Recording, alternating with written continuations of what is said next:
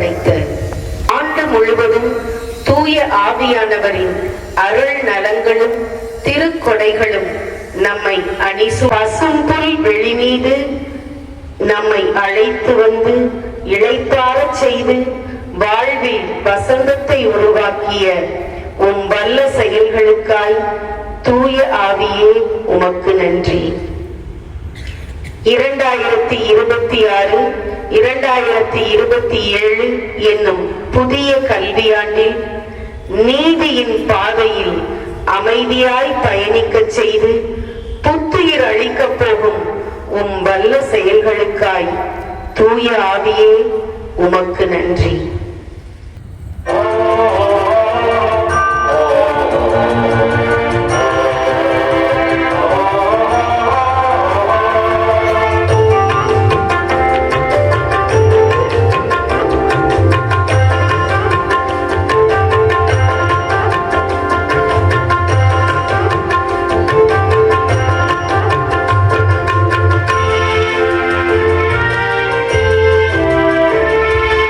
I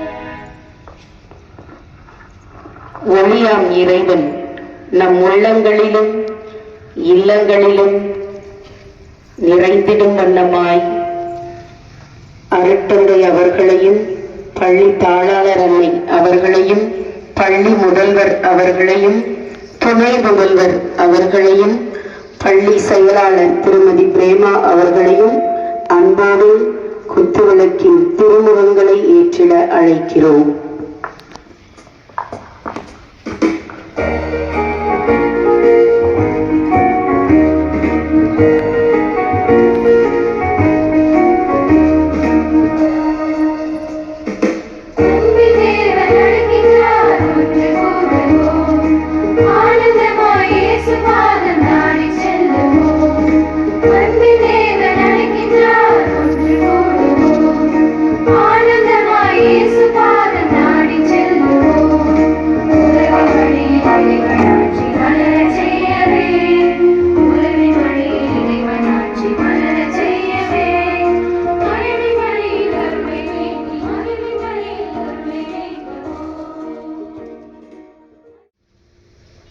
தந்தை மகன் தூயாவியாரின் பெயராலே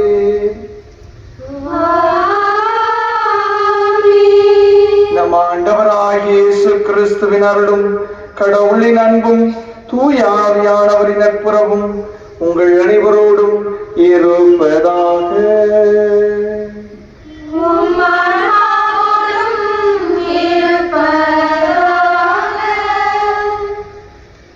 உங்கள் அனைவருக்கும் காலை வணக்கம். Good morning. இவ்வளவுதான் சத்தமா? உட்காருங்க டீச்சர்ஸ், உட்காரு, நிக்காதீங்க ப்ளீஸ். இந்த ஒரு நல்ல நாள்ல கடவுளின் ஆவியினுடைய துணையை வேண்டி இதுவரை கிடைத்த எல்லாவற்றிற்கும் நன்றி சொல்லி தொடர்ந்து இந்த ஆண்டு கல்வி ஆண்டு 2026-27 ஒரு ஆசிரியரின் ஆண்டாக நமக்கு இருக்கணும்னு இந்த அருமையான படியை ஒப்பு கொடுக்க வந்திருக்கிறோம். அதனால கடவுளுக்கு முதல்ல நன்றி சொல்லுவோம். சத்தமா சொல்லுங்க, தேங்க்யூ காட். சத்தமா சொல்லுங்க.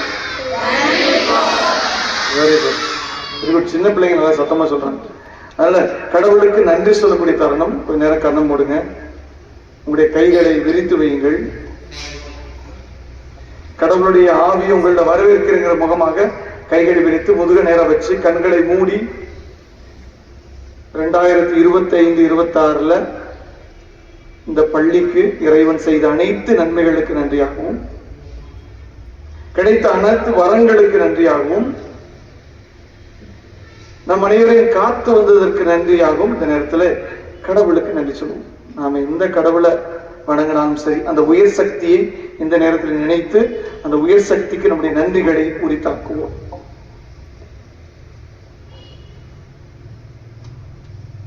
எந்த ஒரு தீங்குமின்றி கடந்த ஆண்டு முழுவதும் நம்மை வழிநடத்தி வந்திருக்கிறார். அதற்காக நன்றி சொல்வோம். நல்ல தேர்ச்சி விழுக்காட்டி கொடுத்திருக்கிறார். 100%, 10-12 நல்ல மதிப்பெண்கள், அதிக மதிப்பெண்கள். அதற்கெல்லாம் கடவுளுக்கு நன்றி சொல்லுவோம். நம்முடைய பள்ளி CBSE ஆக உயர்ந்து இது 3ஆம் ஆண்டிலே காலடி எடுத்து வைத்திருக்கிறோம். இன்னும் ஒரு சிலர் இந்த மெட்ரிக் பள்ளியிலே அவர்கள் தேர்வெழுதி கொண்டிருக்கிறார்கள். அவர்களுக்காக நன்றி சொல்லுவோம். நல்ல அருட்சகோதரிகளை நிர்வாகத்தினராக கொடுத்ததற்காக, நல்ல ஆசிரியர்களை, ஆசிரியர் இல்லாத பணியாளர்களை, நம்முடைய வகுப்பு தோழர்களை, இந்த பள்ளியினுடைய மாணவி அனைவருக்காக நன்றி சொல்வோம். நம்முடைய பெற்றோரை நன்றியுடன் நினைத்து பார்ப்போம். உடன் பிறந்தோரை, நண்பர்கள், நலன் விரும்பிகள், இந்த பள்ளிக்கு யாரெல்லாம் உதவி செய்கிறார்களோ ஒரு அனைவரையும் இறை பாதத்திலே சமர்ப்பித்து நன்றி சொல்லுவோம்.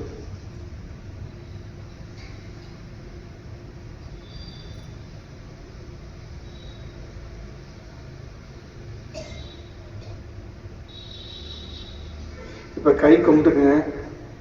ஏன்னா கடவுள்கிட்ட மன்றாட போறீங்க. கண்கள் மூடி இருக்கிற, கையை கும்பிட்டு உங்களுடைய நெஞ்சுக்கிட்ட வச்சுக்கோங்க. Join the hands. Keep your hand near your chest with closed eyes. கண்கள் மூடி கடவுள்கிட்ட வேண்டுங்க. நாம நம்பிக்கையோடு கேட்டா கடவுள் தருவார்.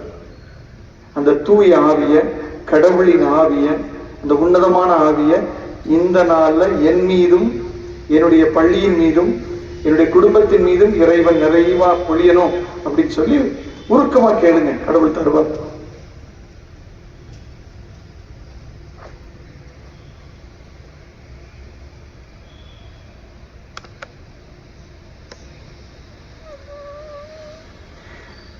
நல்ல மாணவிகளாக, மாணவர்களாக, நல்ல ஆசான்களாக, நல்ல அருட் சகோதரிகளாக, நல்ல ஒரு பள்ளியாக, நல்ல சமூக மாற்றத்தை கொண்டு வரக்கூடிய ஒரு நிறுவனமாக நாம் இருக்கணும்னு இந்த நேரத்துல ஜெபிப்போம்.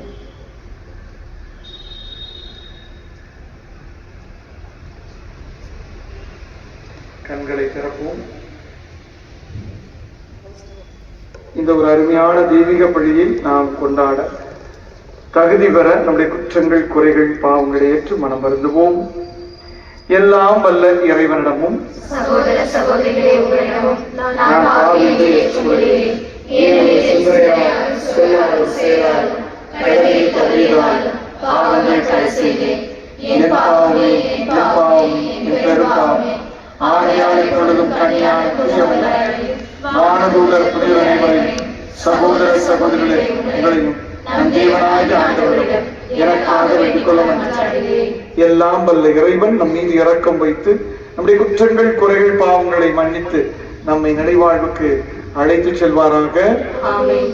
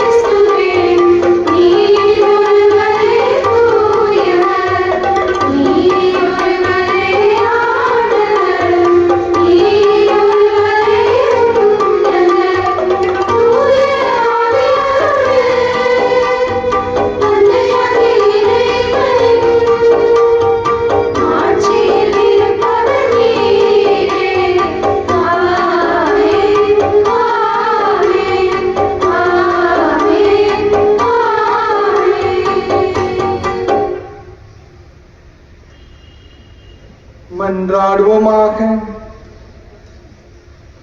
அன்பே உருவான இறைவா, அனைத்து இதயங்களும் உமக்கு திறந்திருக்கின்றன. எல்லா விருப்பங்களும் உம்மையை நோக்கி கூப்பிடுகின்றன. உமக்கு மறைவாயிருப்பது எதுவும் இல்லை. ஆகவே தூய ஆவியாரை பொழிந்து எங்கள் இதயங்களை, இதய எண்ணங்களை, இதய செயல்களை தூய்மைப்படுத்தி அருளும். அதனால் நாங்கள் உம்மை அன்பு செய்யவும் உம்மை போற்றி புகழவும் என்றும் தகுதி பெறுவோமாக. உம்மோடு தூயாவின் ஒன்றிப்பில் இறைவனாய் என்றென்றும் வாழ்ந்து ஆட்சி செய்கின்ற ஆண்டவரும் உம் திருமகனுமாகிய இயேசு கிறிஸ்து வழியாக உம்மை மன்றாடுகின்றோம்.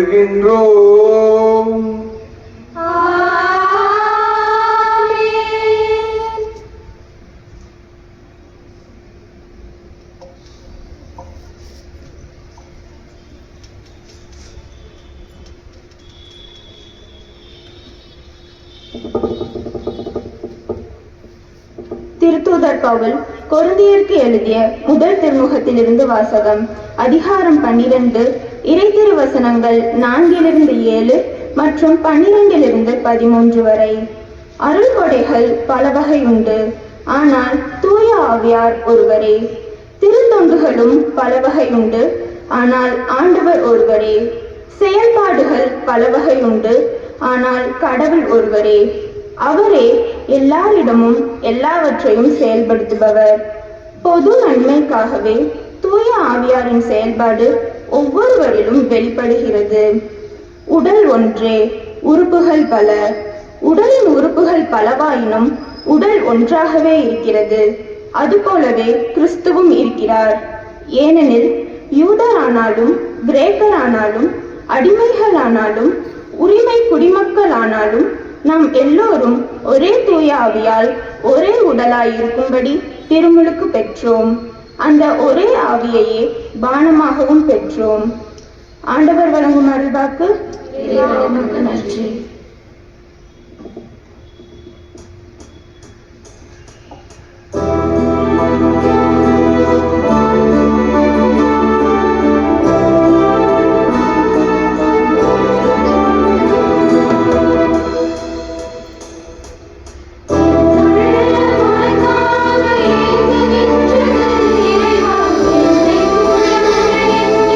ஆடுகின்றது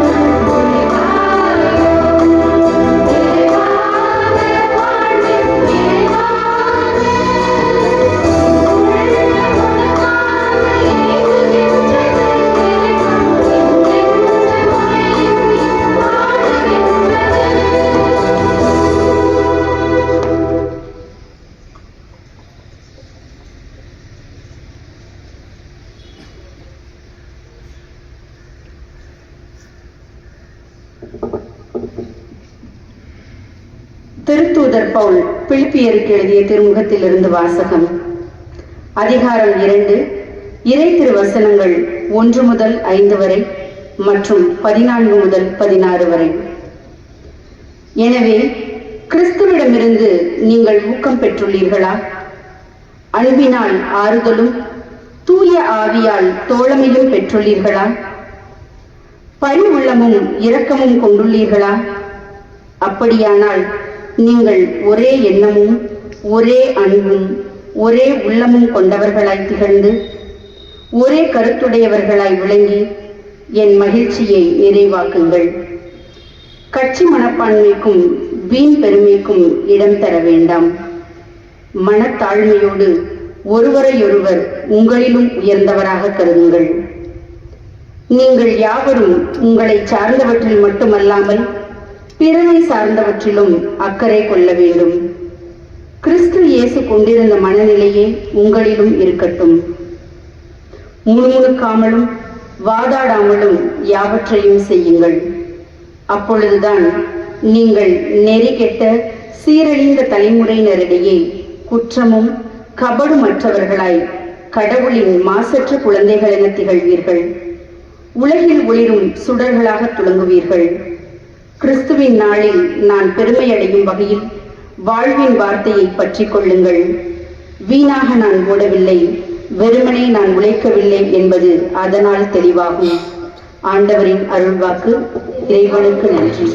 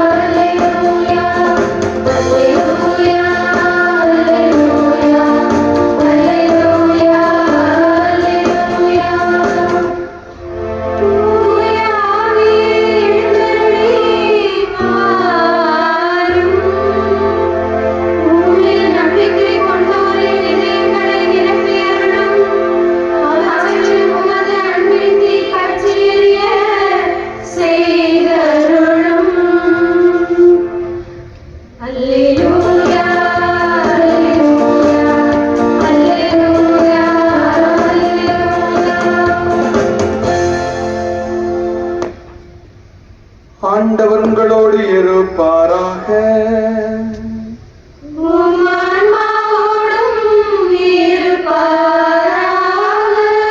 தூய மார்க்கு எழுதிய நற்செய்தியிலிருந்து வாசகம்.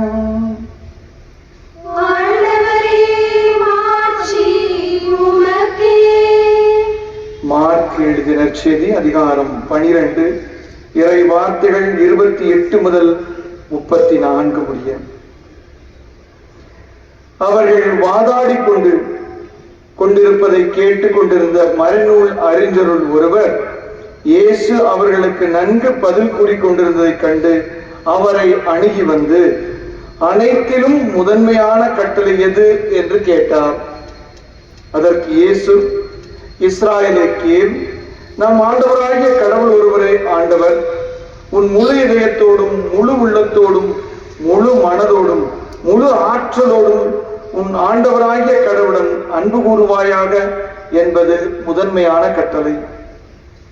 உன் மீது நீ அன்பு கூறுவது போல் உனக்கு அடுத்திருப்பவர் மீதும் அன்பு கூறுவாயாக என்பது இரண்டாவது கட்டளை. இவற்றை விட மேலான கட்டளை வேறு எதுவும் இல்லை என்றார். அதற்கு மறைநூல் அறிஞர் அவரிடம், நன்று போதகரே, கடவுள் ஒருவரே, அவரை தவிர வேறொரு கடவுள் இல்லை என்று நீங்கள் கூறியது உண்மையே. அவரிடம் முழு இதயத்தோடும் முழு அறிவோடும் முழு ஆற்றலோடும் அன்பு செலுத்துவதும் தம்மிடம் அன்பு கொள்வது போல் அடுத்திருப்பவரிடம் அன்பு செலுத்துவதும் எரி பலிகளையும் வேறு பலிகளையும் விட மேலானது என்று கூறினார்.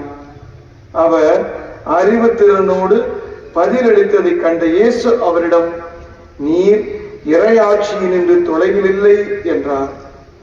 அதன் பின் எவரும் அவரிடம் எதையும் கேட்க துணியவில்லை. இது கிறிஸ்துவின் நற்செய்தி. கிறிஸ்துவே உமக்கு புகழ்.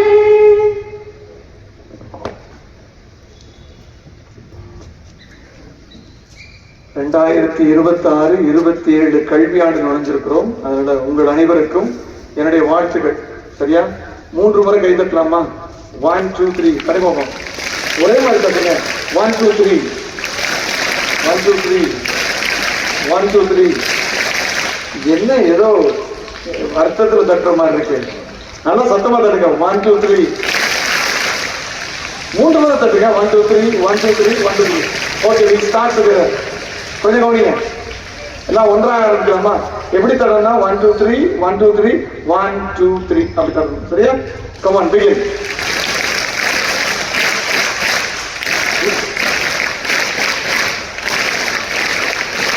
Very good. நல்லா தட்டினீங்க. வாழ்த்துக்கள். முதல்ல நம்முடைய அருட்சகோதரிகளுக்கு வாழ்த்துக்கள் தெரிவிப்போம். ஏன்னா கடந்த ஆண்டு முழுவதும் உங்களுக்காக பணி செய்திருக்கிறாங்க. இந்த ஆண்டும் அதே முனைப்போட அருட்சகோதரிகள், அருட்சகோதரி ரெக்ஸி, அருட்சகோதரி புனிதாவும் அதே விறுவிறுப்போட இருக்கிறாங்க. அப்படித்தானே? அதனால அவங்களுக்கு வாழ்த்து தெரிவிக்கலாமா? அதனால 3 முறை தான் தட்டணும். 1 2 3 இருங்க சொன்னதுக்கு 1 2 3 1 2 3 1 2 3 அவ்வளவுதான். சரிங்களா? அதுக்கப்புறம் தட்டினீங்கன்னா அது அவங்களுக்கு கொடுக்கிற வாழ்த்தாக இருக்காது. So 1 2 3 start. Very good. புரியுங்களா? இன்னும் கொஞ்சம் பேர் அப்படி தட்டே இருக்கணும். விட்டானிக்கு பூரா தட்டிட்டே இருக்கீங்க. அடுத்து கட்டாயமாக அந்த பள்ளி வளர்வதற்கு ஆசான்கள் அல்லது ஆசிரியர் இல்லாத பணியாளர்கள், பிற பணியாளர்கள், இவங்க எல்லோருமே கடுமையா உழைக்கிறாங்க. ஆனா அவங்களுக்கு ஒரு கைத்தட்டு தட்டுவோம். Ready, start. Very good. இவங்கெல்லாம் இருந்தோம், அருட்சகோதரிகள் ஆசான்கள் இருந்தா கூட நீங்களா இல்லைன்னா என்ன ஆகும்? பள்ளிக்கூடம் நடக்குமா? என்ன நடக்குமா? நடக்காதா? நடக்காது. அப்ப நீங்க ரொம்ப முக்கியம். அதாவது உங்களுக்கே நீங்க நல்ல ஒரு கைத்தட்டு கொடுத்துருங்க. Ready, start. Very good. ஒரு வாழ்த்துக்களோடு மகிழ்ச்சியாக அந்த நாளை, இந்த ஆண்டை தொடங்கி இருக்கிறோம்.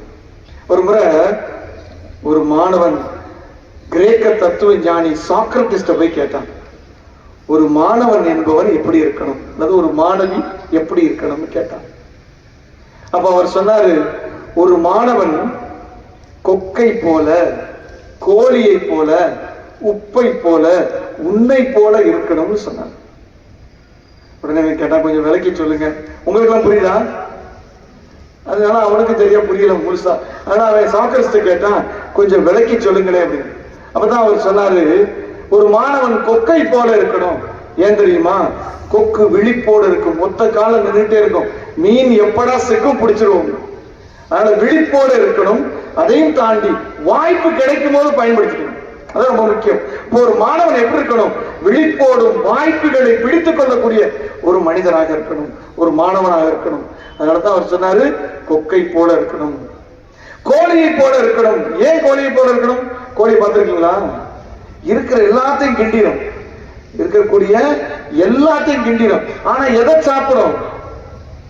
எதை சாப்பிடும்? குப்பையா அந்த உணவையா? உணவை தான் சாப்பிடும். அப்ப அது போல ஒரு மாணவன் என்ன செய்யணும்? எல்லாத்தையும் தெரிஞ்சுக்கணும். ஆனா தன் வாழ்க்கைக்குள்ள எடுத்துக்கிறது எதுவாக இருக்கணும்? நல்ல விஷயங்கள் மட்டும்தான் இருக்கணும்னு சாக்ரட்டிஸ் சொல்றாரு. அப்ப நீங்க ஒரு கொக்கை போல இருக்கணும், கோழியை போல இருக்கணும், உப்பை போல இருக்கணும். உப்பினுடைய தன்மைகள் உங்களுக்கு தெரியும். உப்பு தெரியுமா? ஒரு உணவுல விழுந்துச்சுன்னா மறைந்து விடும். அப்ப நாம எல்லாத்துக்கும் மறைவாக இருக்கணும். எல்லாரும் முன்னாடி போய் நிக்கிறங்கிறது இல்ல, மறைவாக இருக்கணும். ஆனா 2 விஷயம் செய்யணும், சுவை கொடுக்கணும், இனிமை கொடுக்கணும். அப்போ ஒரு மாணவன் என்ன செய்யணும்? அனைத்திலும் உள்ள இருக்கணும். ஆனா அங்கு அவன் ஒரு சுவையாகவும் இனிமையாகவும் இருக்கக்கூடிய ஒரு மாணவனாக இருக்கணும்னு சொல்றார்.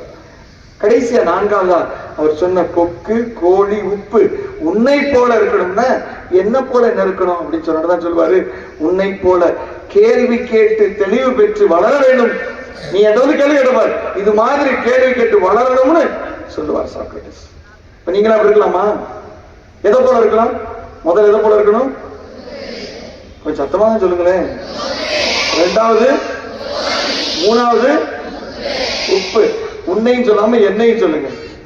4வது உங்களை போல இருக்கும். நீங்களாம் கேள்வி கேட்பீங்களா மாட்டீங்களா? எப்படி கேள்வி கேட்கணும் அப்படின்னு யோசிக்கும் போது 3 விதமான கேள்விகள் இருக்கு. ஒண்ணு நீங்க கேட்கலாம் அல்லது மற்றவங்க கேட்கலாம். யாரு கேட்டாலும் இந்த 3 விதமான கேள்விகள் தான் இருக்கு. அதுல முதல் விதம் அறியா வினா அப்படின்னு சொல்லுவாங்க. அறியா வினா அப்படின்னா தெரியாது. சின்ன பிள்ளைங்க பாத்துருக்கீங்களா? இது என்னது, அது என்னது, இது என்னதுன்னு கேட்டே இருப்பாங்க. இதெல்லாம் அறியா வினா, தெரியவில்லை, தெரிந்து கொள்வதற்காக கேட்கக்கூடிய கேள்வி. இது நிறைய கேளுங்க.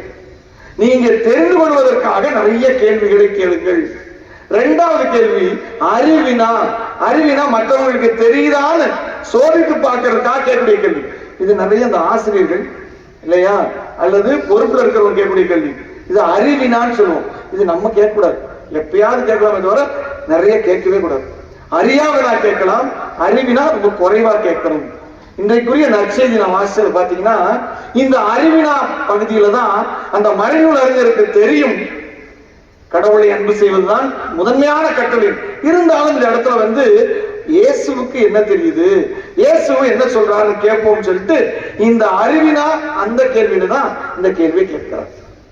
அப்ப 3வது கேள்வி என்ன? அகந்தை வினா. அகந்தை வினங்கிறதுனா மற்றவர்களை மட்டம் தட்டுவதற்கா. எனக்கு தெரியும், உனக்கு தெரியாதுல்ல, கேள்வி கேட்டு உன்னை மட்டம் தட்டுகிறேன், உன்னை மணக்குகிறேன், உனக்கு தெரியாதுன்னு சொல்ல வைக்கிறேன், உன்னை அவமானப்படுத்துகிறேன். இந்த கேள்வி கேட்கவே கூடாது. அப்ப நம்முடைய வாழ்க்கையில மாணவர்கள் 3 விதமான கேள்விகள் நாம் எப்படி கேட்கிறோம் கேட்கக்கூடாதுன்னு சொன்னேன். அறியாவினா கேளுங்க, அறிவினா ரொம்ப குறைவா கேளுங்க, அகந்தைவினா கேட்காதீங்க. இன்றைக்குரிய அந்த 2வது பகுதியில் வரக்கூடிய அறிவினாவுக்கு தான் இயேசுநாதர் மிக அருமையாக பதில் சொல்கிறார். இயேசுநாதர் என்ன பதில் சொல்றாரு? ரொம்ப தெளிவா சொல்றாரு, அன்பு. இயேசுவுக்கு முன் வாழ்ந்த மக்கள், யூத மக்கள் வைத்த நம்பிக்கை என்ன தெரியுமா? கடவுளை அன்பு செய்வது மட்டும்தான் கட்டளை, அது மட்டும்தான் முதன்மையான கட்டளை தான். இயேசுநாதர் ஒரு புதிய மாற்றத்தை கொண்டு வருகிறார். கடவுள் அன்பு மட்டுமல்ல, பிறரையும் அன்பு செய்வதுதான் முக்கியம். பிறரை அன்பு செய்யும் பொழுதுதான், அது நீ எப்படி உன்னை அன்பு செய்கிறாயோ அதை போல நீ பிறரை அன்பு செய்யணும். இது 2ஐயும் வைத்து நீ கடவுளை அன்பு செய்வதாக தெரிந்து கொள்ளலாம்னு சொல்லுகிறார்.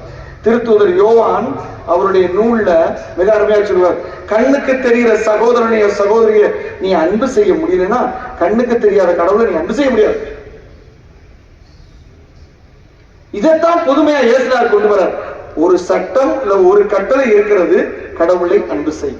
இப்ப இயேசுநாதர் இன்னொரு கட்டளை எடுத்து கொண்டு வரார், உன்னை போல பிறரையும் அன்பு செய். இது 2ம் ஒன்றுதான், அன்பு என்ற கட்டளை தான். இப்ப நம்முடைய வாழ்க்கையில் நம்ம யோசிச்சு பார்ப்போம், இந்த அன்பு கட்டளை எப்படி வாழும்? இதற்குத்தான் நாம தூய ஆவி அல்லது கடவுளுடைய ஆவி தேவை. இத முதல் வாசகத்துல நீங்க மிக அருமையா வாசிச்சீங்கன்னா, கொரிந்தியருக்கு எழுதிய திருமுகத்துல இந்த ஆவியானவர் என்ன செய்யறார்? நாம் அன்பு செய்ய, எல்லோருக்கும் உதவி செய்ய, பொது நன்மைக்காக நம்முள் இருந்து செயல்படுகிறார். இந்த 2ஆம் வாசகத்துல பிலிப்பியருக்கு எழுதிய திருமுகத்துல மிக அருமையாக அதே ஆவியானவர் என்ன செய்வார்? உங்களுக்கு ஒரு தோழராக, நண்பராக உடன் இருக்கிறாரா அப்படின்னு சொல்லி பவுலடிகளார் கேட்கிறார். அப்ப தூய ஆவியானவரின் தோழமையை பெற்று, இப்ப கடவுளை ஆவியை பெற்றிருக்கிறோமா? தினங்கால என்று சொல்லி கேட்கிறோமா? கடவுளை ஆவி என்னோட வாங்க, என் கூட இருங்க, இந்த நாள் முழுவதும் என்னை வழி நடத்துங்க. கடவுளை ஆவினா கடவுள் தான். கடவுள் என்னை வழி நடத்துன்னு கேட்கிறனா? அவர் என்னோட வரணும் ஆசைப்படுகிறனா? அப்படி செய்யும் பொழுதுதான் நாம் இந்த அன்பை முழுமையாக வாழ முடியும். ஒரு பள்ளி மாணவ பருவத்துல இந்த கடவுளுடைய அன்பை, கடவுளுடைய ஆவியின் துணையாக எப்படி வாழ்றது? 5 விஷயங்கள் தான் என்னை பொறுத்த மட்டுக்கும். உங்க கை விரல்களோடு ஒப்பிடலாம். கை விரல் இருக்கா எல்லாருக்கும்? எல்லாருக்கும் 5 இருக்கும், ஒரு சிலருக்கு 6 இருக்கும், சிலருக்கு 4 இருக்கலாம். அதை விட்டு போச்சு. ஆனா சாதாரணமா எத்தனை விரல் இருக்கும்? எத்தனை விரல் இருக்கும்? அதுவுமே தெரியலையா? எத்தனை இருக்கும்? 5. சத்தமா சொல்லுங்க. முதலாவது விரல் என்ன? குட்டை விரல், கட்டை விரல். முதலாவது விரல் என்ன? கட்டை விரல். கட்டை விரலின் போது பக்தி. இன்னைக்கு நம்ம கொண்டாடக்கூடிய இந்த தூய ஆவியானவர் திருப்பலி அல்லது நாம செய்யக்கூடிய ஜெபங்கள், நாம ஒப்புக்கக்கூடிய ஆன்மீக காரியங்கள் எல்லோருமே இந்த பக்தி. இந்த கட்டை விரல் இல்லாம நீங்க ஒரு நாளைக்கு ஏதாவது பொருளை எடுத்து பாருங்களேன், ஒன்னும் எடுக்க முடியாது, ரொம்ப கஷ்டம். கட்டை விரல் தான் முக்கியமானது. அப்ப அந்த மாதிரி நம்முடைய வாழ்க்கையில இன்றியமையாதது கட்டை விரல். அப்படின்னா பக்தி. சொல்லுங்க, பக்தினா என்ன? கடவுள். சத்தமா சொல்லுங்க. நான் சொல்ல திருப்பி சொல்லுங்க. கட்டை விரல் பக்தி கடவுள். அப்ப நாம இது முதல்ல வச்சுக்கணும். இது இல்லாம வாழ்க்கை நன்றாக இருக்காது. ரெண்டாவது இது என்ன? ஆள்காட்டி விரல். ஆள்காட்டி விரல்னா என்ன? பண்பு. உன்னைய பிறருக்கு காட்டக்கூடிய ஒன்று உன்னுடைய பண்புகள் தான். நீ எவ்வளவு படிச்சிருக்கிறதுலாம் முக்கியம் இல்ல, நீ எவ்வளவு குணநலன்களோட நல்ல ஒரு மாணவியாக, சிறந்த ஒரு மாணவியாக இருக்கிறியோ அதை பொறுத்துதான். அப்ப பக்தி, ஆள்காட்டி விரல் என்ன? பண்பு, குணநலன்கள். சொல்லுங்க. ஆள்காட்டி விரல் பண்பு. இப்ப முதல் என்ன? இப்ப சத்தமா தான் சொல்லுங்களேன். கட்டை விரலுக்கு என்ன? பக்தி. ஆள்காட்டி விரலுக்கு என்ன? இது என்னது? நடுவிரல். நடுவிரல் என்ன? படிப்பு. எதுக்கு பள்ளிக்கூடத்துக்கு வந்திருக்கிறீங்க? சும்மா ஜாலியா இருக்கு, என்ஜாய் பண்ணிட்டு போலாம்னா? படிப்பு. இது நடுவிரல். இருக்கிற எல்லா விரல்களையும் விட இது உயரமானது. அப்ப நீ படித்தால் வாழ்க்கையில உயர்ந்து நிற்கலாம்.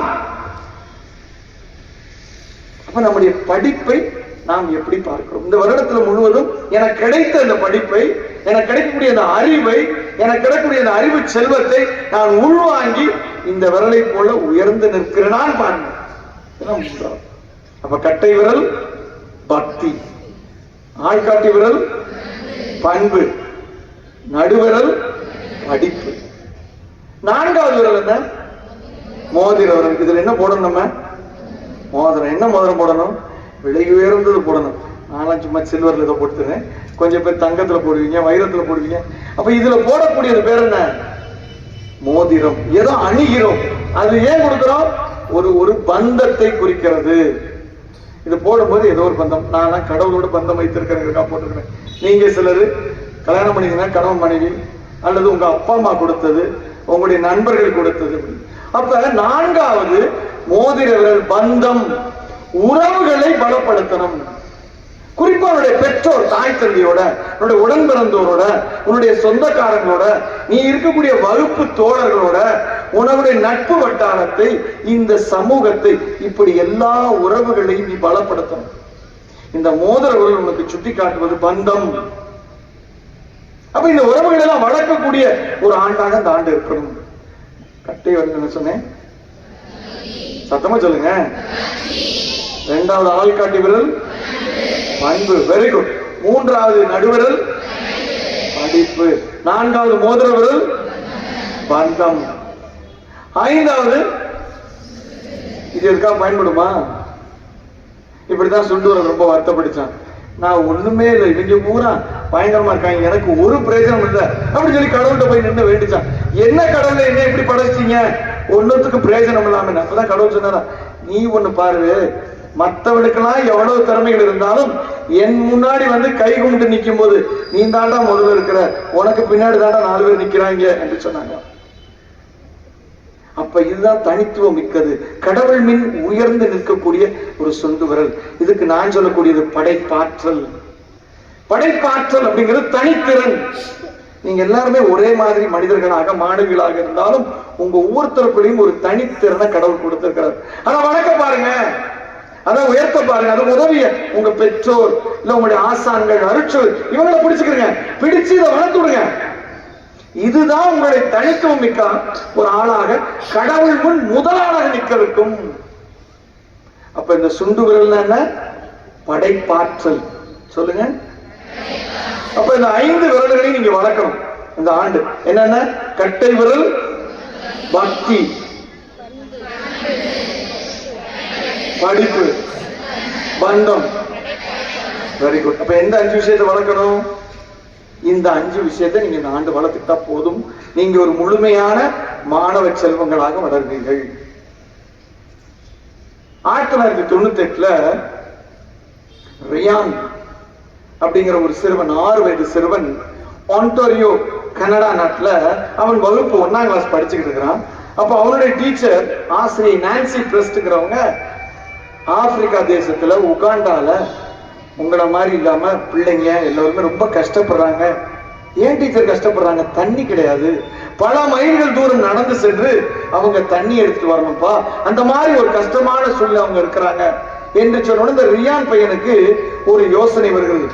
ஏன் நாம அவங்களுக்கு நல்ல தண்ணீர் கொடுக்க கூடாது? அப்ப அவன் கேட்கிறான், அவங்களுக்கு நல்ல தண்ணீர் கிடைக்கணும், நான் என்ன பண்ணணும் அப்படின்னு. நீ நல்லா பிரேயர் பண்ண, வேற ஒன்றும் பண்ண முடியாது. அப்ப சொல்றான், அதை தாண்டி நான் என்ன பண்ணணும்னு சொல்லுங்க. அவங்களுக்கு கிணறு வெட்டி கொடுக்கணும், அவங்களுக்கு கிணறு வெட்டி கொடுக்கணும். உடனே நம்ம யோசிக்கிறான், ஃப்ரெண்ட்ஸோட எல்லாம் சேர்ந்து 1ஆம் கிளாஸ் தானே படிக்கிறான், ஃப்ரெண்ட்ஸோட சேர்ந்து பேசுறாங்க, என்ன செய்யலாம்? அப்போ ஒரு மாணவன் சொல்றான், $70 70 இருந்தா போதும், $70 இருந்தா ஒரு கிணறு வெட்டிடலாம். உடனே இவங்க அம்மா அப்பா கேட்கிறான், எனக்கு ஒரு $70 கொடுங்க, $70 கொடுங்க, போதுமானது. அப்ப அவங்க கேட்கறாங்க, எதுக்கு? இல்ல, இந்த மாதிரி ஒரு கிணறு வெட்டணும் உகாண்டால, அதுக்கு நான் இதை கொடுக்கணும் என்று சொல்றாரு. அப்பதான் அவங்க சொல்றாங்க, $70 கொடுக்க முடியாது, உனக்கு வேணா நீ வேலை செய், வீட்டு வேலை செய்யறதுக்கு உனக்கு ஒரு சின்ன சின்ன காசு தரணும். 4 மாத காலங்கள் இந்த சிறுவன் வேலை செய்கிறான். 4 மாத காலம் வேலை செய்து அதற்கப்புறம் என்ன செய்யறான்? அந்த $70 தன்னுடைய சம்பளமாக பெற்றோருக்கு பெறுகிறான். அந்த பெற்ற பணத்தை இவன் எடுத்துக்கிட்டு இப்ப கிணறு வெட்ட கொடுப்போம்னு போறான். எத்தனை வயது சிறுவன்? 6 வயது சிறுவன். அப்பதான் சொல்றாங்க, $70 வச்சுலாம் ஒண்ணும் பண்ண முடியாது, $2000 தேவை. கொஞ்சம் ஒரு மாதிரி அச்சப்படுகிறான், விடக்கூடாதுன்னு சொல்லி பலரை சென்று பார்க்கிறான். இவன் சில நிறைய இடங்களை போய் பேசுகிறான், எல்லாத்தையும் இவன் டொனேஷன் கேட்கிறான். இந்த மாதிரி காரியத்துக்காக சொல்லி 8 மாதங்கள், ஏற்கனவே 4 மாதம் போயிடுச்சு, இன்னொரு 8 மாதங்கள், தொடர்ந்து 12 மாதங்கள் இவன் என்ன செய்யறான்? கடுமையாக அந்த பணம் திரட்டி 8 மாதங்கள் கழித்து 12 மாதங்கள் முடியும் போது $2000 சம்பாதிக்கலாம். அந்த $2000 என்ன செய்யுது அப்படின்னு சொன்னா, இவனை முதல் கிணறு வெட்ட எங்க? உகாண்டாவில், ஆப்பிரிக்கா தேசத்துல இந்த பணத்தை கொடுத்து அனுப்புறாங்க. ஆங்கிலோ பப்ளிக் ஸ்கூல் ஒரு இடத்துல, அந்த உகாண்டா நாட்டுல முதல் கிணறு வெட்டுகிறார்கள். இந்த சிறுவன் 6 வயது சிறுவன் எடுத்த முயற்சினார். இப்ப அவனுக்கு 34 வயசு. கிட்டத்தட்ட 1800 கிணறுகள் அவனுடைய இந்த பவுண்டேஷனால கட்டப்பட்டிருக்கிறது. மிக உயர்ந்த நிலையில இவனை போற்றுகிறார்கள். ஆனால் இவற்றிலிருந்து அந்த ஒரு படைப்பாற்றல், ஒரு சின்ன காரியம், நான் ஏதாவது பிறருக்கு செய்யணும். உங்க மனசுலையும் இந்த ரியானை போல நீங்க இருக்கணும், ஏதாவது செய்யணும். என்னுடைய இந்த வாழ்க்கை, என்னுடைய படிப்பு, என்னுடைய பண்பு, என்னுடைய எல்லாம் பிறருக்கு ஏதாவது செய்வதற்கு இருந்தால் போதுமானது. அது நம்முடைய வாழ்க்கையில ஒரு நிலைக்கு நம்மை உயர்த்தும். அதே போல இன்றைக்கு பத்திரிகையை பார்த்தீங்கன்னு தெரியல, இன்றைக்குரிய பத்திரிகை தி இந்து பத்திரிகையில ஒரு அருமையான தலைப்பு செய்தி, எவரெஸ்டை தொட்ட சென்னை இளம் பெண், சின்ன பெண் அப்படின்னு போட்டு வந்தது. ஒரு 2ஆம் தேதி தினத்தந்தி பத்திரிகையில இந்த செய்தியை நான் வாசிச்சேன். எவரெஸ்ட் சிகரம் ஏறிய சென்னை இளம் பெண். துறைப்பாக்கம் என்ற இடத்துல சென்னையில 12ஆம் படிக்கக்கூடிய ஒரு மாணவி என்ன செய்கிறாள்? அவள் இந்த எவரெஸ்ட் எப்படியாவது கிளைம் பண்ணணும், அதுக்கு மேல போகணும்னு நினைக்கிறாள். இப்ப அதுக்கான முயற்சியில் இருக்கிறார். ஓராண்டு முழுவதும் பெங்களூர்ல சனி ஞாயிறு 5 நாட்கள் பள்ளிக்கூடம் செல்கிறார். சனி ஞாயிறு இந்த எவரெஸ்ட் ட்ரைனிங்காக எவரெஸ்ட் பவுண்டேஷன் என்ற நிறுவனத்தில் சேர்ந்து இவன் அதுக்காக உழைக்கிறார். கடந்த ஏப்ரல் 15ஆம் தேதி இந்த எவரெஸ்ட் சிகரத்தை ஏறுகிறாள். ஏறி 8849 மீட்டர் உயரத்தை அடைகிறாள். 40 நாட்கள் நடக்கிறார். மே 25 அங்கு அடைகிறாள். அடைந்த போது அவளுக்கு கனவாக இருக்கிறது, இந்த உயரத்தை எப்படி அடைஞ்சேன், என்னால முடியலையே. அவ சொல்றதனுடைய வாழ்க்கையில தான் பள்ளிக்கூடத்தில் இருக்கும்போது ஒரு கண் படிப்பாகவும் இன்னொரு கண் இந்த எவரெஸ்ட் சிகரத்தை தொடுவதாகவும் இருந்தது. 2ற்கும் நேரத்தை ஒதுக்கினேன், என் மனதை வைத்தேன். இன்று என்னுடைய பாடத்தையும் எழுதி தேர்ச்சி பெற்றிருக்கிறேன், அதே சமயத்தில் எவரெஸ்ட் சிகரத்தையும் நான் தொற்றிருக்கிறேன் சொல்றார். அப்போ சொல்லும்போது சொல்லுவா, 3 விஷயங்கள் தான். மன உறுதியோடு இருக்கணும், முன் தயாரிப்புகள் செய்யணும், தன்னம்பிக்கையோடு இருக்கணும். இப்படி 3ம் இருந்தால் நீங்கள் வாழ்க்கையில் உயரலாம், என்னை போல என்று சொல்லுகிறார். இப்போ ரியானை போல, இந்த பெண் நிஷா சசிகுமாரை போல நாமும் ஒரு வாழ்க்கையில ஒரு உயரத்தை அடையலாம். எப்ப தெரியுமா? தன்னம்பிக்கையோடு செயல்பட்டால். இந்த ஆண்டுல இந்த தன்னம்பிக்கைக்காக வேண்டும், இந்த தன்னம்பிக்கையோடு செயல்படுறதுக்காக வேண்டும். ஒரு முறை அப்படித்தான் ஒரு யூகேஜி பொண்ணு ஸ்கூலுக்கு போக மாட்டேன்னு சொல்லிட்டு அப்ப போக மாட்டேன்னு சொன்ன உடனே அவங்க பெற்றோர்லாம் திட்டுறாங்க, அடிக்கிறாங்க. கட்டாயம் நீ ஸ்கூலுக்கு போகணும்னு சொல்றாங்க. அப்ப போக மாட்டேன்னு சொல்றது. அப்புறம் உங்களுக்கு தெரியும் என்ன செஞ்சிருப்பாங்க, கொண்டு ஆசிரியர்கிட்ட விடுறாங்க. ஆசிரியர்கிட்டையும் அதை நான் வர முடியாதுன்னு சொல்லுது. அதுக்கப்புறம் தலைமை ஆசிரியர்கிட்ட கூட்டு போறாங்க. தலைமை ஆசிரியர் கூட்டு போனோன்னா அந்த அருமையான அந்த பிள்ளை சொல்லுது, நான் போல, யூகேஜி நான் படிக்கல. அப்பதான் உடனே அவங்க கேட்கக்கூடிய கேள்வி, அப்ப யூகேஜி படிக்கிறேன்னா நீ என்ன செய்ய போற? யூகேஜி நீ படிக்கிறனா நீ என்ன செய்ய போற? அப்ப அந்த யூகேஜி படிக்கிற பிள்ளை சொன்னா, நான் வந்து வேலை பார்க்க போறேன். சொல்லுங்க, என்ன வேலை பார்க்காது? உடனே பெற்றோர்கள் ஒரு மாதிரி அதிர்ச்சி ஆயிடும். என்ன அதிர்ச்சி அப்படின்னா, என்னடா இந்த வயசுல வேலை பார்க்கணும்னு சொல்லு. உடனே ஹெச்எம் கேட்டாங்க, நீ வந்து யூகேஜி தான் படிச்சுட்டு இருக்க, வேலை பார்க்க போறேன்னு சொல்லு, என்ன வேலை பார்ப்ப அப்படின்னு. அப்பதான் அந்த சிறுமி மிக சாதாரணமா சொன்னிச்சா, நான் வந்து எல்கேஜிக்கு டியூஷன் எடுப்பேன் அப்படின்னு. தன்னம்பிக்கைங்கிறது தான், இருக்கிறதை வைத்து வாழ கற்றுக்கொள்வது தன்னம்பிக்கை. நம்மகிட்ட எல்லாமே இருக்கு, அதை வைத்து வாழ கற்றுக்கொள்வதில்லை. அதற்கு முதலில் ஆர்வமும், இரண்டாவது முயற்சியும், மூன்றாவது விடாமுயற்சியும், நான்காவது பொறுமையும் இருந்தால் வெற்றி அடையலாம். அது இந்த நாள்ல இந்த ஒரு அருமையான தூயாவினுடைய திருப்படியில இதை முன்னிறுத்தி உங்களுடைய வாழ்க்கையில செய்யுங்க. ஆர்வம் கொடுங்க, முயற்சி எடுங்க, விடாமுயற்சியோட போங்க, பொறுமையா இருங்க, வெற்றி உங்களை வந்து சேரும். அதற்காக தூய ஆவியானவரின் வரங்களை வேண்டுவோம். ஆமென். நம்முடைய மன்றாட்டுக்களை இறை பாதத்திலே சமர்ப்பிப்போம்.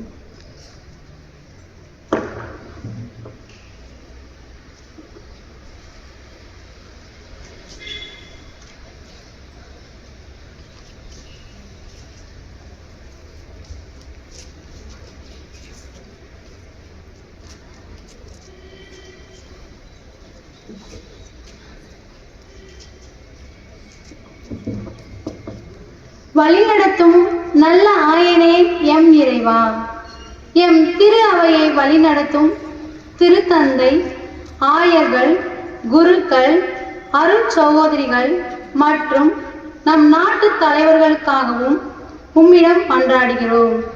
அவர்கள் மக்களின் நலன்களில் அக்கறையுடன் செயல்படவும், அவர்களின் வாழ்வாதாரம் மேம்படவும், உடல் அளவிலும் மனதளவிலும் மக்களிடமும் தேவையான நிறை ஞானத்தையும் தூய ஆவியானவர் தாமே அவர்களுக்கு தந்து வழிநடத்த வேண்டும் என்று வல்லமையின் அடையாளமான இந்த தண்ணீரை உமக்கு காணிக்கையாக்குகிறோம்.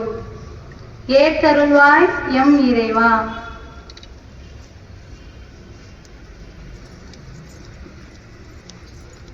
படைப்பின் கூற்றே எம் இறைவா, ஆகட்டும் என்ற ஒரே வார்த்தையால் அன்னை மரிக்கென்று அகம் தந்து அன்பின் பாதையில் அறப்பணியாற்றி பெண் குழந்தைகளின் எதிர்காலம் சிறப்பாக அமைய தங்களையே அர்ப்பணித்து அகிலம் புகழ சேவை செய்து வரும் எம் புனித வியாகுல அன்னை மரியின் ஊழியர் சபை அருட்சகோதரிகளை உம் பதம் ஒப்பு கொடுக்கிறோம்.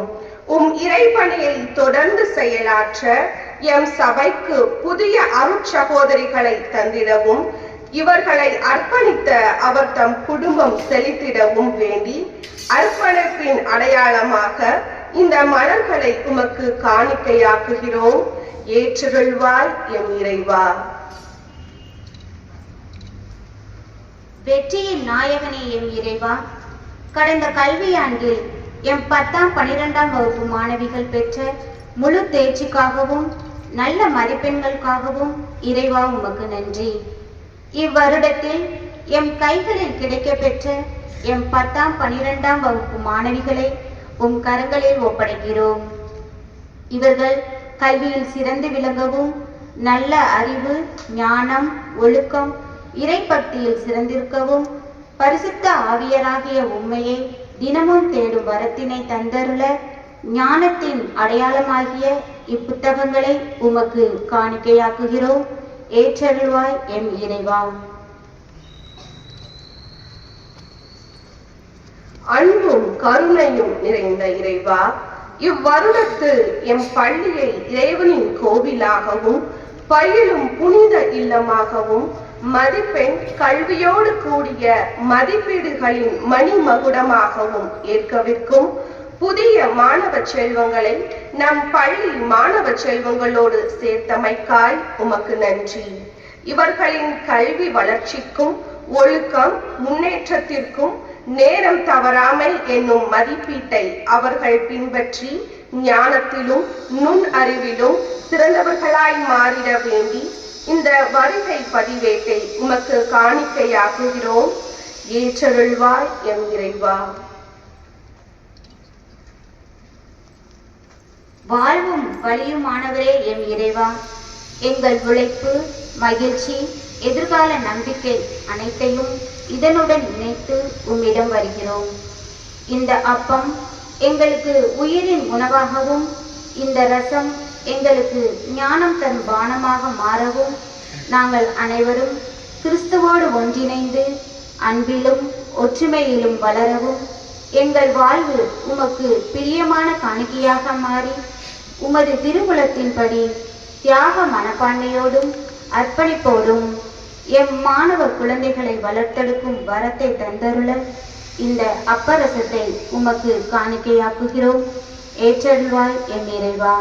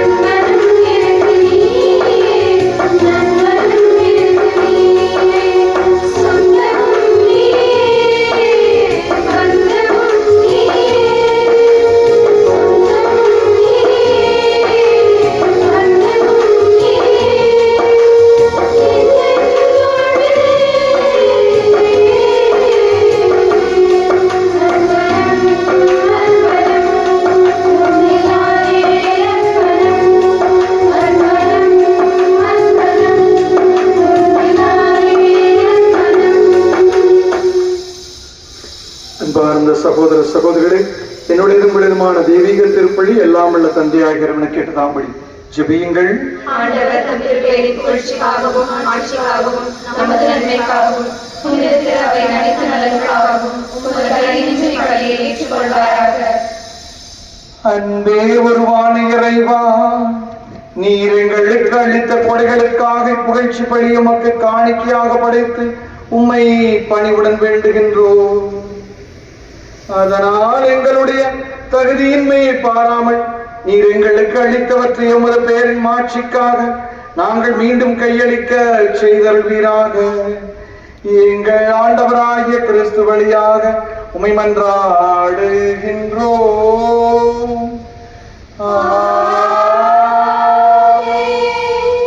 ஆண்டவர் உங்களோடு இருப்பாராக.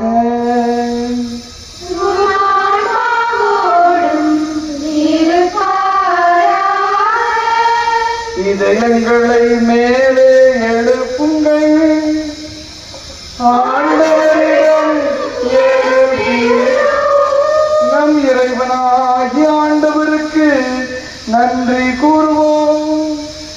அது தகுதியும் நீதியுமானது.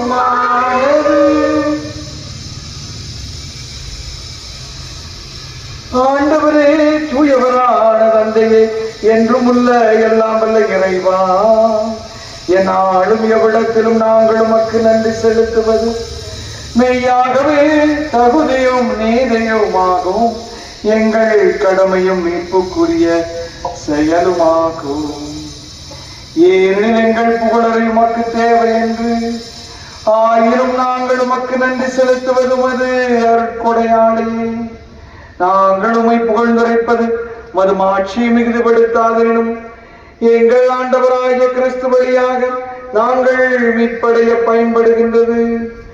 ஆகவே வானதூதர் புனிதர்களோடு ஒன்று சேர்ந்து நாங்கள் உம்மை புகழ்ந்தேத்தி மகிழ்ச்சியுடன் அறிக்கையிட்டு ஒரே குடும்பமாய் பாடுவதாவது: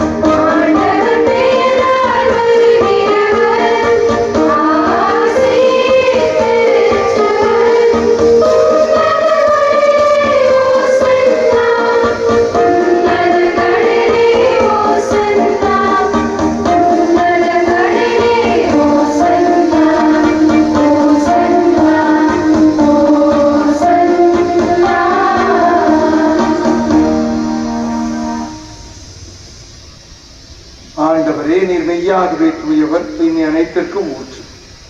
ஆகவே உடைய தூய ஆவியை பொழிந்து காணிக்கைகளை தூய்மைப்படுத்த வேண்டுகிறோம். இவ்வாறு எங்கள் ஆண்டவர் இயேசு கிறிஸ்துவின் உடலும் இரத்தமுமாக எங்களுக்கு இவை கிறிஸ்துவின் உடல் இரத்தம் பங்களும் எங்களை தூய ஆவியால் ஒன்று சேர்க்க வேண்டும் என நம்மை தாழ்வுடன் மன்றாடுகிறோம். ஆண்டவரே, உலகெங்கும் பரவி இருக்கும் திருவை நினைவு கூர்ந்தலும் எங்கள் திருத்தந்தை டியோ, எங்கள் ஆயர் தாமஸ், எல்லா திருநிலை துறவியர் பொதுநேர அனைவரோடும் திரு அவை அன்பில் நிறைவு பெறச் செய்தலும். உயிர்த்தலும் எதிர்நோக்குடன் தொழில்களும் எங்கள் சகோதர சகோதரிகளையும் இறந்தோர் அனைவரும் இறக்கத்துடன் கூர்ந்து திருமொழி ஏற்றலிடம் எங்கள் அனைவர் மீதும் இறக்கமாயிரும். சிறப்பாக இந்த நாளிலே இந்த தூய ஆவியினுடைய அந்த பிரசன்னத்தையும் வரங்களையும் ஆசிரியையும் இந்த பள்ளியின் மீது நிறைவாக கொடுத்தலும். இந்த புதிய கல்வியாண்டு 2026-27 நுழைகின்றவர்களை ஒவ்வொருவரையும் ஒரு அருட்கரத்தினால் தொட்டு ஆசீர்வதித்து நடத்துகிறார்கள். கடவுளின் கன்னித்தான புனித மரியா, சிறப்பாக வியாபிள அன்னை, அவளை கணவரான புனித யோசேப்பு, இந்த பள்ளியின் பாதுகாவலர், புனித திருத்தூதர்கள், புனித கிளாரன், புனித குல்கத்தா தெரசம்மாள், புனித தேவசகாயம், புனித மோனிகா மற்றும் இவ்வளையிலும் தூதரான புனித அருளும் நான் நிலவாழ் பங்களும் தகுதி பெற்று உம் திருமகன் இயேசு கிறிஸ்து வழியாக உம்மை புகழ்ந்தேற்றும் மரமல்ல உம்மை மன்றாடுகிறோம். இவர் வழியாக இவரோடு இவரில் எல்லாம் வல்ல இறைவனாகிய தந்தையே, தூயாவியாரின் ஒன்றிப்பில் எல்லா புகழும் ஆட்சியும் என்றென்றும் உமக்கு உரியதே.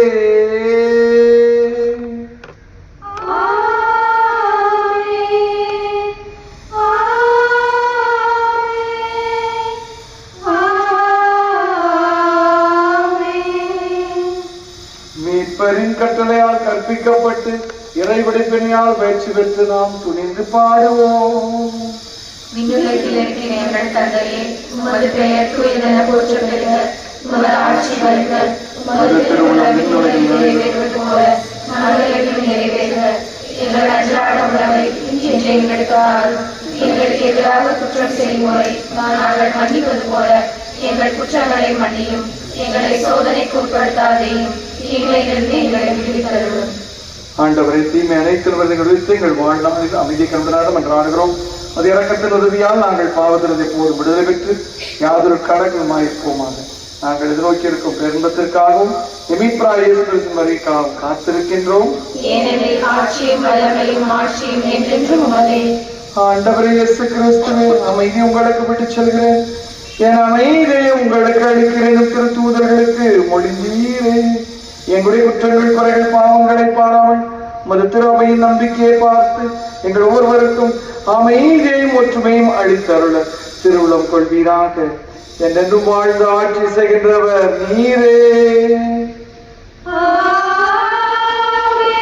ஆண்டவருடைய அமைதியும் அன்பும் உங்கள் அனைவரோடும் இருப்பதாக.